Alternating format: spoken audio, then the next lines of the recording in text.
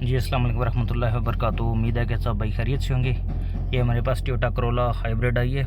इसमें आप देख सकते हैं ये चेक इंजन का साइन आ रहा है। तो हमने सबसे पहले से स्कैनर लगाया। स्कैनर में हम देखते हैं कि इसमें क्या क्या कोड आ रहे हैं। स्कैनर लगाने के बाद आप देख सकते हैं इंजन कंट्रोल मॉड्यूल में एरर आ रहा है। Engine cooling temperature sensor 3। और आपने तो अक्सर देखा हो कि गाड़ियों में 2 सेंसर लगे होते हैं, लेकिन इसमें 3 है। 2 तो बिल्कुल सामने, ये तीसरा हमें डायग्नोस करना पड़ेगा कि ये किस जगह पे लगा हुआ है और किस वजह से इसमें ये लाइट आ रही है। ये रीड करने के बाद हम एक बार इसको क्लियर करेंगे। क्लियर करके देखते हैं कि इसका कोड क्लियर होता है या नहीं होता। जैसा कि आप देख सकते हैं क्लियर करने के बाद भी इसमें ये एरर आ रहा है। तो हम इसको प्रॉपर चेक करेंगे कि इसमें क्या इशू है, सेंसर ख़राब है, वायरिंग में मसला है या किस चीज़ का इशू है। जैसा कि आप देख सकते हैं इसका काफ़ी वो नीचे करके सेंसर लगा हुआ है। अभी ये मैं आपको इस तरह कैमरे से दिखा नहीं सकता क्योंकि इसके ऊपर इन्वर्टर लगा हुआ है। इन्वर्टर खोलने के बाद ही हम देखेंगे इसका नीचे सेंसर है और हमें जो लग रहा है ये सेंसर की वायरिंग का मसला है। वो हम खोल के चेक करेंगे। इसको लगा हुआ है, ये हम निकालेंगे। ये देखें, ये लाग निकालना बहुत ज़रूरी है। अगर ये लाग नहीं निकालेंगे तो खुदा न खास्ता हाइब्रिड सिस्टम इसका शॉर्ट भी हो सकता है। जब भी हाइब्रिड गाड़ी का काम करना है हाइब्रिड के मतलब का, तो इसका इंटरनल लॉक ये बैटरी के अंदर लगा होता है। ये ऑरेंज कलर का, ये आपको नज़र आ रहा होगा। ये आपने लाजमी निकालना है। ये निकालने के बाद आपने हाइब्रिड का काम करना है। ये इस गाड़ी का हम इन्वर्टर खोल रहे हैं।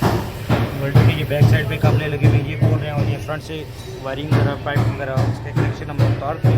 इसके बाद हम इसका इन्वर्टर बांध। जैसा कि आप देख सकते हैं ये ACT सेंसर 3 का ये ग्रिप था, इसकी ये वायर टूटी हुई थी।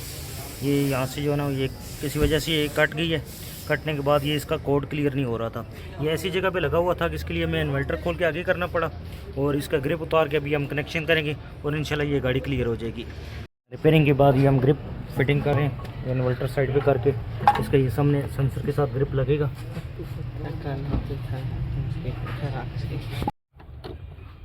ये इन्वर्टर फिटिंग के बाद इसका ये इंटरनल लॉक हमने फिट कर दिया है। इसको आपने कोशिश करनी है ये प्रॉपर पूरा बैठना चाहिए। अगर ये पूरा नहीं बैठेगा तो आपकी गाड़ी हाइब्रिड पे स्टार्ट नहीं होगी और इसका एरर आना शुरू हो जाएगा।